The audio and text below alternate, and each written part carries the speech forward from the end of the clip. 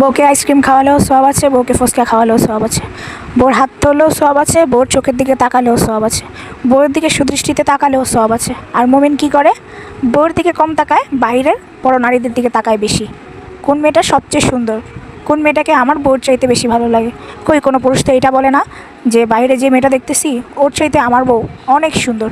প্রত্যেকটা পুরুষ যদি মনে মনে বলতো যে বাইরের যত মেয়ে থাকুক, যত সুন্দর মেয়ে থাকুক, তাদের চাইতে আমার ঘরে যে বউ আছে সেটা উত্তম। কারণ আল্লাহ বলছে যে বাইরের যে মেয়েটার দিকে তুমি তাকিয়ে বলবা এটা যদি তোমার বউ হতো তাহলে অনেক ভালো হতো, তোমার জন্য যদি সেটা ভালো হতো তাহলে সেই তোমার বউ হতো।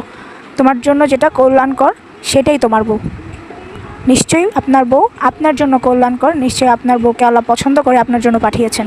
অতএব তাহাজ্জুদে বসে শুকরিয়া আদায় করুন আল্লাহর কাছে, যিনি আপনার জন্য কল্যাণকর। সে খারাপ হলেও আপনার জন্য কল্যাণকর। অবশ্যই একটা কথা মনে রাখবেন, আল্লাহ আপনার চাইতে উত্তম বিচারক, তিনি যা করেছেন ভালোর জন্যই করেছেন।